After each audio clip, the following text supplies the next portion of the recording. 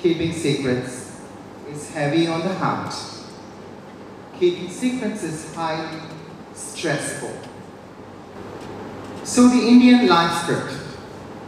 Before we were born in India as Indian children, sons and daughters of Indian parents, okay, our parents had a script in their mind for how we, their children, have to live every single year of our life and every period of our lives, right?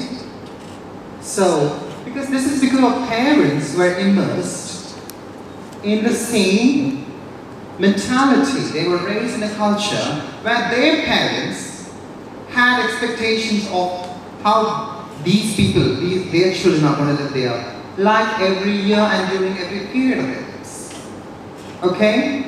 So any deviation from this script that your parents had for you, okay, is usually frowned upon, is usually condemned and criticized. And so, if you are a deviant, if you deviate away from the script that your Indian parent had in her mind or his mind, then you're going to be facing a lot of fear. I mean, you're going to have a lot of guilt and fear. And this fear and guilt, because you're not living the life that your instinctive nature wants to live, right?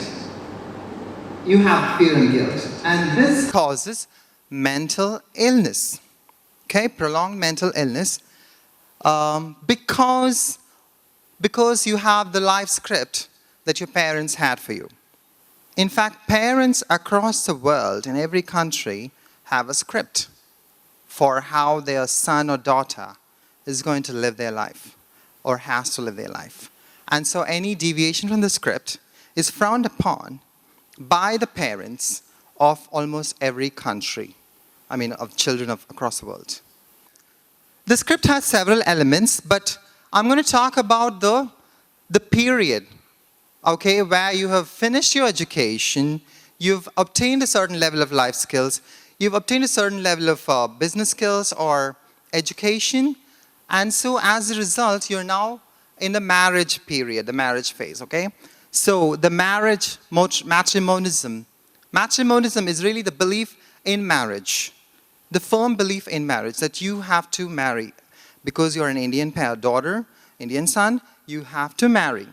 And so you cannot have premarital affairs. This is a part of the script. Until you marry, according to your parents' wishes, you cannot have sex with anyone. That's a part of the script. And then you have to be heterosexual. And the marriage has to be heterosexual in nature. If you're born a girl, you must marry a boy. If you're born a boy, you must marry a girl, right? And then you have to stick to monogamy, which means once you marry, then you're going to have to live your sexual, romantic, intimate life with your spouse, your husband or your wife, which means no extramarital affairs. You cannot have extramarital affairs after marriage, according to the Indian life script that your parents have in their minds for you and for every children, right, mostly. And then you have to reproduce, right, after the marriage. This marriage has to be arranged by your own parents, right? This has to be a heterosexual marriage. This has to be a monogamous marriage. This has to be a marriage that promises no extramarital affairs. And this marriage, most of all, at its conception, must have been arranged by your own parents, right? And arranged based on the number one prime factor being your caste. So caste-matched arranged marriages. It's a very important part of the Indian family life script, okay? And then also it has to be based on religion, right? Interreligious marriages are frowned upon. So the script basically says you cannot be gay, right? You have to wish you're gay away if you're gay. You cannot be bi. If you're bi, you better be silent about it. You better don't act on your bi feelings. Be straight, be heterosexual. And you cannot be trans. The idea that your birth gender or sex is your sex forever, right? That is called cisgenderism, which really means you cannot transition your gender. You cannot transition. Like I'm a transformed woman now. This is frowned upon. I have been disowned by my family. I had been kicked. I had been thrown off into the streets and all that because I didn't follow the script that my parents had for me, which is I could not transition. But I fought and I transitioned, so I am an apostate. I deviated from the script, so I'm facing the consequences of the script. And so you have to be 100% straight. 100% of the time, you cannot sway from being straight, right? And then you have to wait until marriage is arranged by your parents, seeing caste. So absolutely no love marriages, according to the Indian life script. And then you have to reproduce shortly, right? This is the Indian script that every parent has in his or her mind about how his or her daughter has to, his or her daughter or son has to live. So apostates. I believe you know what the word apostate means. Apostate is any person who deviates from a certain code or a certain expectation or condition. So I'm an apostate because I deviated from the script, right? So clearly, lesbian, gay, and bi people are apostates, according to the Indian life script. And then transgender people obviously are apostates because the script expects you not to change your gender. You are born a certain gender or sex, you have to stay that forever. And straight women are apostates sometimes because if they have premarital affairs or sex, if they have a partner or a sexual relationship or just a one-night stand or a quickie before they marry according to their parents' wishes, then straight women are apostates. Straight men are also apostates because, if they have premarital affairs or if they, after their marriage, if they stray away, if they have affairs, whatnot, if they visit sex workers, whatnot. So they are apostates. Although the script is generally more lenient to straight men in India. The script is usually stricter for women and it's worse for LGBTQ people. But the script affects all people, right? Fair to say almost all people, all humans are affected by the Indian life script. So condemning women, so I'm going to raise this point here. How are straight men affected here? If women are condemned, then it's difficult for you, the straight men, if you're a straight man, to easily find a romantic interest or a sexual partner, right?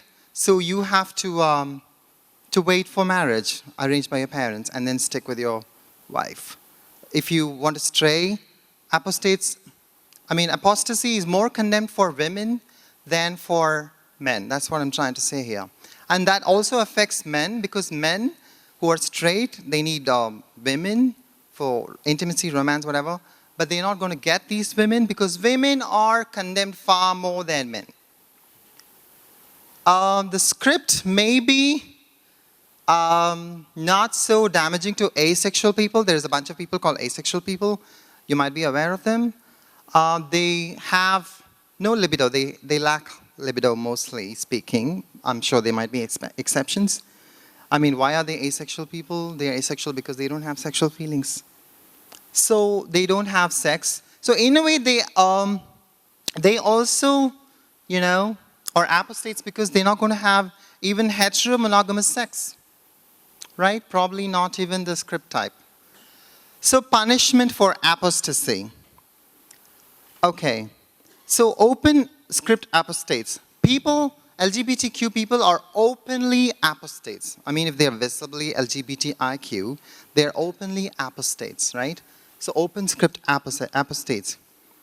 And then you have, of course, the closeted ones. Sometimes they're forcibly outed, right?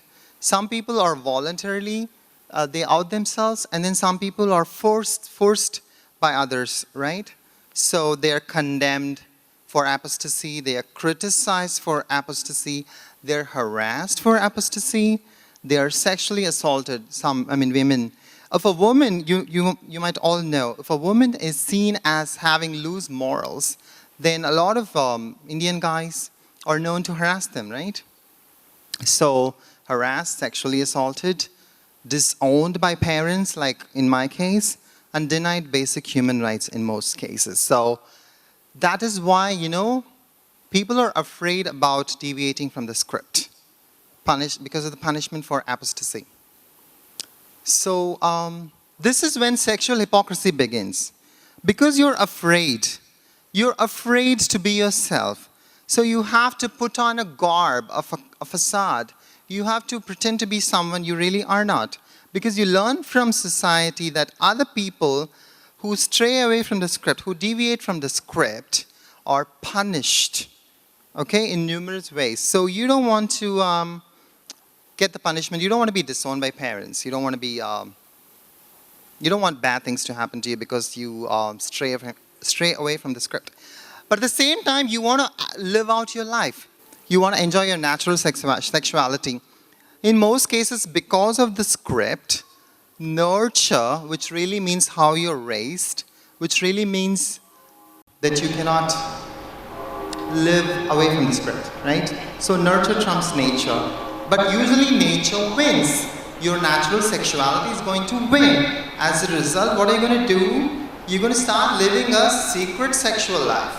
And that is what is the cause of sexual hypocrisy. You will live a certain life, but you will not be open about it, right? So that double life begins to happen and sexual hypocrisy begins. So fear and guilt. Because of the secret life, you're going to have a lot of fear. Because of the fear and guilt, over a prolonged period of time, because of the inability to enjoy your life, you're going to be affected by mental illness. You're going to be frustrated, you're going to be unhappy, you're going to be sad, you're going to be depressed, you're going to be angry, you're going to be so many things that can be called mental illness, right? Prolonged inability for joy. You will not be able to enjoy your life because you're not living your sexual whatever, right? Your sexual instincts. Prolonged guilt happens, depression happens, anger happens, suicidality happens, murderosity happens, and social violence predisposition is caused. If you're not able to enjoy your sexual, romantic, natural, instinctive life, you're going to be sad or angry, and that is going to cause you to hate yourself, and this hate is going to transform into hate for society, which hate is then going to present itself in violence. That is violence against society, violence against other people. That is what I'm talking about here by the term social violence predisposition. Suicides, result of prolonged inability for expression. If you're not able to express your true sexual life and instinct, then you're going to be sad, of course. So some people are forcibly outed, okay, and because of the outing, forced outing, and because of the strong negative reaction, some people commit suicide. As happened in Chennai recently, a young boy, he was continuously harassed for being or seeming to be gay, and so he committed suicide, and he was only 19 or something, like just a few weeks ago. And he was from Mumbai, and he'd come to Chennai, and he was working in a nice salon, but he was taunted, he was harassed for being gay, or looking gay, okay? And then recently, a young couple, a male and female, they committed suicide. They were a married couple. They died together, they killed themselves because they couldn't get children after their marriage, even though they were in their late 30s. Okay? So script apostates caused guilt, so they kill themselves. Suicides happen because you're not able to stick to the script. Violence and murders. There's a thing called incels, involuntarily celibate. A person who's voluntarily celibate is a person who doesn't want to have sex because they decide not to have sex. But then there are incel people who are involuntarily celibate and they cannot get a sexual partner for whatever reason, maybe their looks or whatnot. These people have formed a movement called the incel movement. And okay, there is this guy, Elliot Roger, in the US. He was an incel and he's now seen as hero of the movement, he went out in his BMW car his family had given him and complained about being a virgin at 22, saying he had never kissed a girl. He was so angry that he was not getting a date, not getting a sexual partner. And that anger turned into frustration and rage. And you know what he did? He recorded a video after killing people. He went on a killing spree. He killed several women and others, shooting them to death because he couldn't get a sexual partner. This is how people can become violent because of the inability to enjoy sex, right? And then you know about the acid attacks in India and rapes and all. These are all the violent predispositions or violent motivations or violent expressions of the inability to enjoy one's sexual life. And I personally believe, and I think Freud would agree, that the majority reason for mental illness is the inability to enjoy your sexual, instinctive, natural life. You may be a straight man, you may be a straight woman, bi, gay, lesbian, transgender, whatever. If you cannot enjoy your natural drive without fear or guilt, then you are likely to be afflicted with mental illness. And you are likely to lead a life full of sexual hypocrisy, living a secret life. And married people fear being found by a spouse. If a married woman or a man is in a relationship or an affair, then they are afraid of being found out by their partner. That fear causes them mental illness, right? The cheating spouse. So the script or the individual. There is a clash between the script and the individual nature. And this clash is what gives people mental illness. Like I told you, I think I'm fair to say that nobody is 100% happy in this world because of the existence of the script. And this is causing a lot of burden in the heart on every human being around the world. So let's do this. What I'm trying to do here is that we individually and collectively have to demolish the script, ditch the script, encourage people to live honestly. Sexual romantic freedom must be emphasized, and emotional intimacy must be emphasized. And by doing this, by demolishing the script, the major cause of mental illness around the world will likely be gone. So let's break the script. Thank you.